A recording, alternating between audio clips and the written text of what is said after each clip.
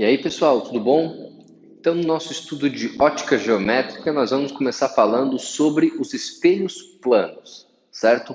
Antes de começar a estudar os espelhos, que é basicamente o estudo do fenômeno óptico que dá reflexão, nós precisamos saber o que é um ponto objeto e o que é um ponto imagem, certo? Basicamente, a ótica geométrica ela está baseada no estudo dos raios de luz, ou seja, representar a luz através de raios.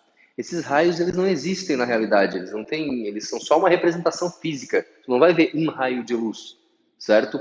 É uma forma de representar a propagação da luz e através dela a gente consegue explicar vários fenômenos da natureza utilizando relações geométricas, relações trigonométricas e métricas em triângulos, etc. Por isso, ótica geométrica. Então, a ótica geométrica é estudar a luz através de raios de luz. Bom, quando eu tenho um ponto, pessoal, e raios de luz saem desse ponto e vão em direção ao sistema óptico, eu digo que esse ponto é um ponto objeto.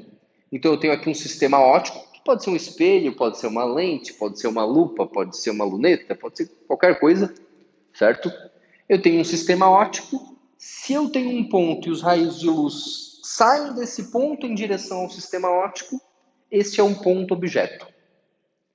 Agora, se os raios de luz saem do sistema óptico e vão em direção a esse ponto, eu digo que ele é um ponto imagem. Bem simples, né? Se eu paro na frente de um espelho, alguns raios de luz que vão sair da lâmpada aqui, vão bater em mim e vão sair de mim em direção ao espelho. Eu sou o objeto.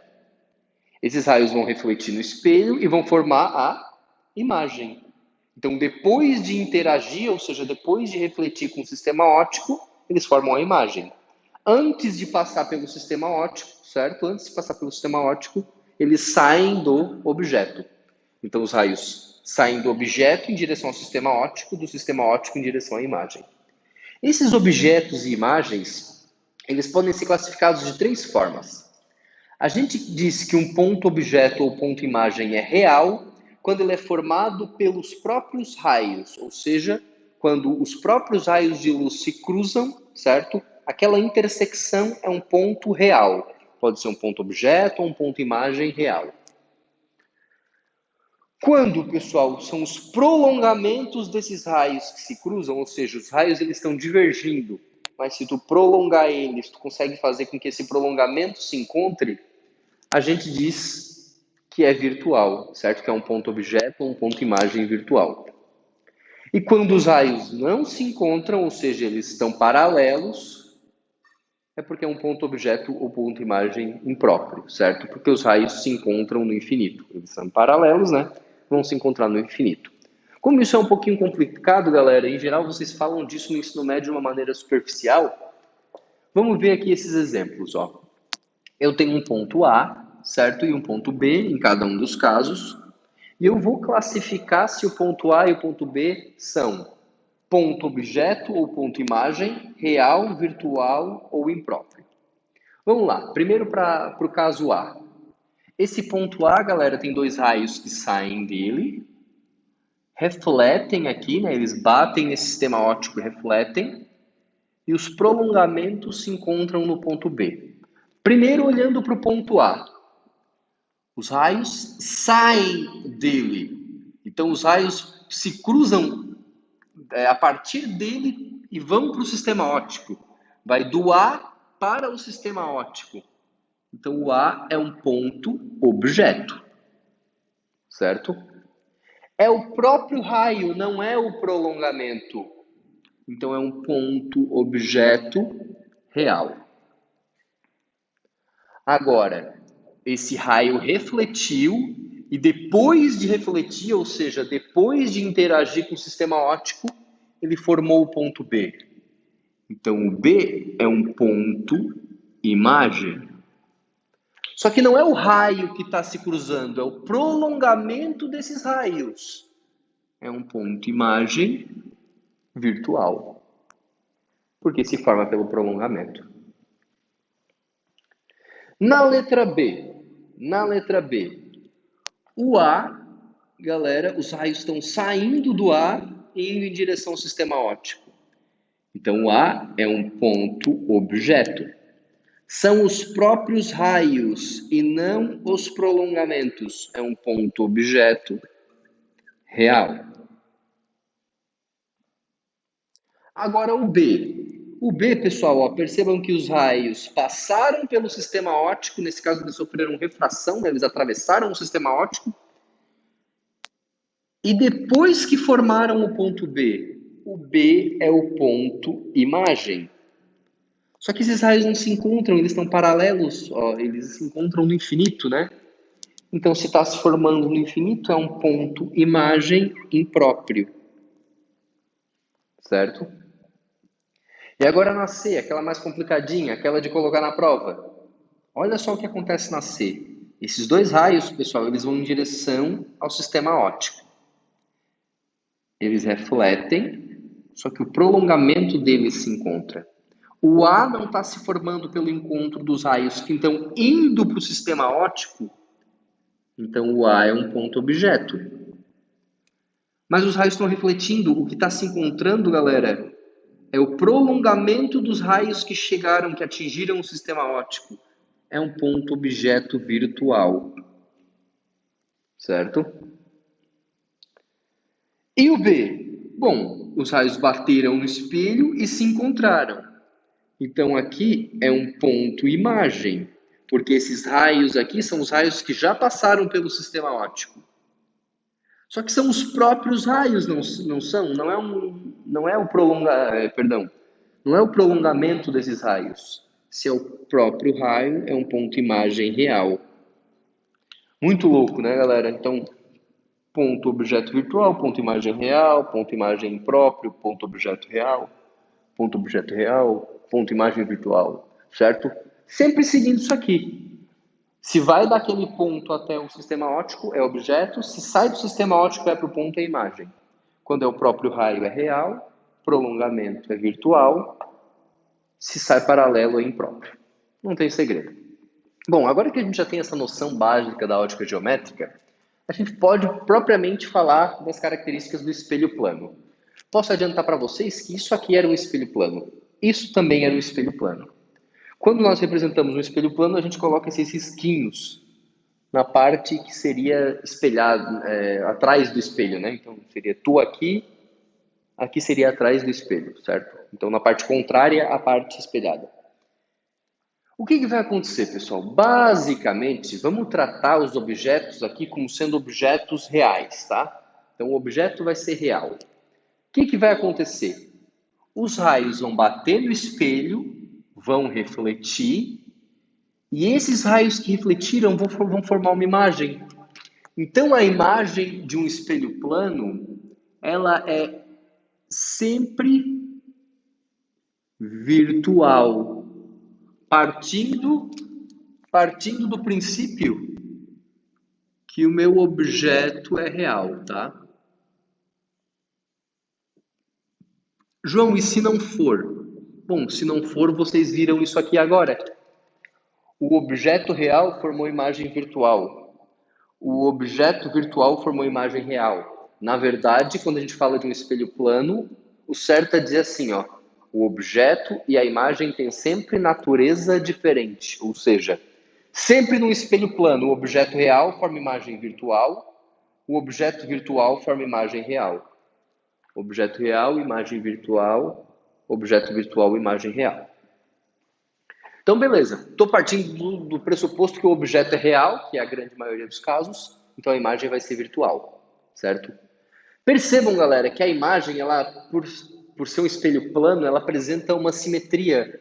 Olha só que louco. Se eu pegar a distância aqui do espelho, ó, é a mesma, certo? Então é uma imagem virtual e é uma imagem simétrica.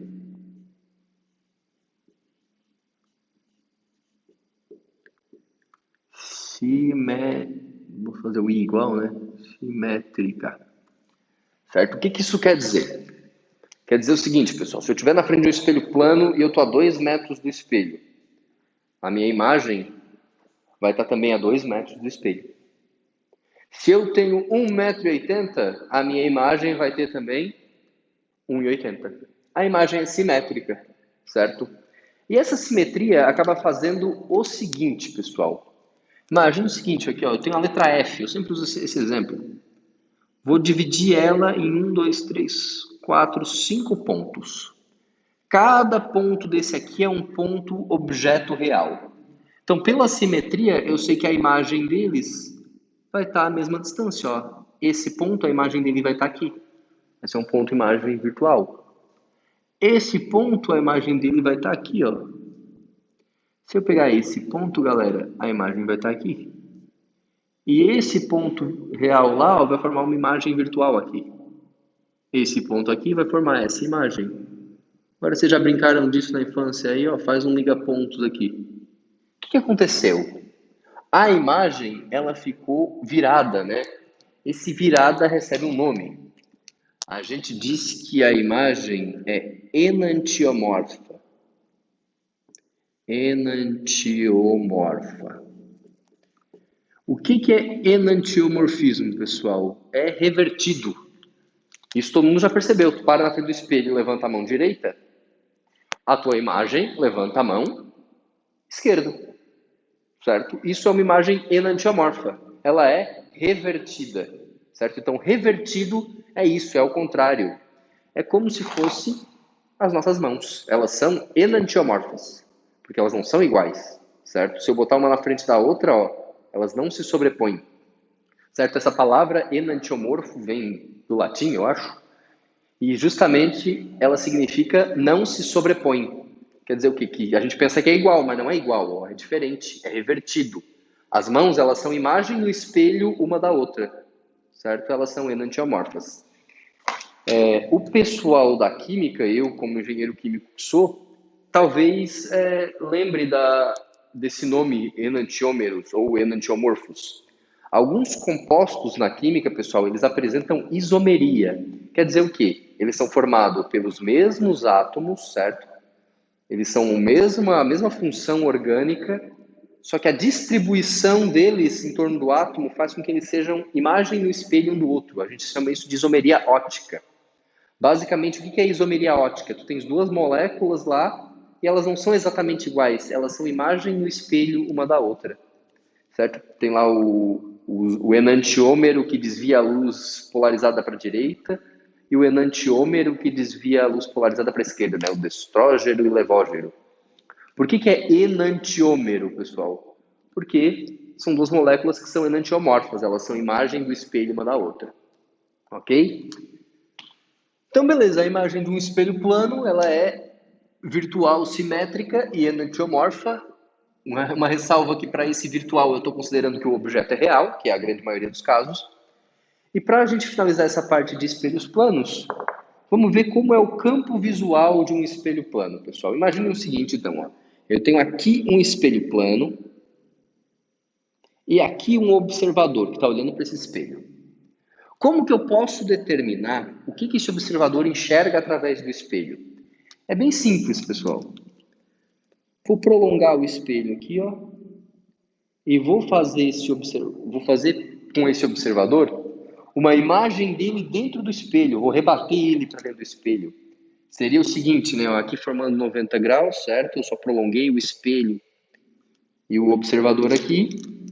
Se ele está a essa distância, pessoal, vamos botar aqui a um ponto O', certo? Rebatendo o observador para dentro do espelho.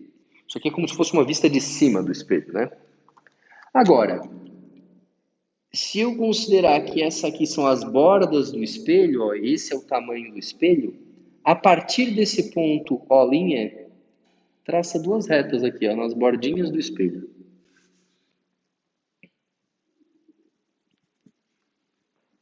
O que ficar entre essas duas retas é o que ele vai enxergar. É o campo visual. Certo? O que faz bastante sentido, né? Imagina que o quadro é um espelho. Se eu estou aqui olhando para o quadro assim, ó, provavelmente eu vou enxergar o que está lá, né? Então ele está aqui olhando para esse espelho, ele enxerga através do espelho o que está para lá, certo? Basicamente, O raio que vinha aqui, ó, bate aqui e vai para ele. O raio que vinha aqui bate aqui e vai para ele. Todos os raios que tiverem esses dois vão bater no espelho e vão chegar no observador, certo? Agora, se tiver aqui, ó, esse raio bate aqui e vai para lá. Ups, não tem como um raio que sai daqui, ó, chegar no observador, ou um raio que sai daqui, bater no espelho e chegar no observador. Então, isso aqui é o campo visual desse observador aqui. Tem várias questões, galera, lá no Halliday que tu precisa fazer isso aqui.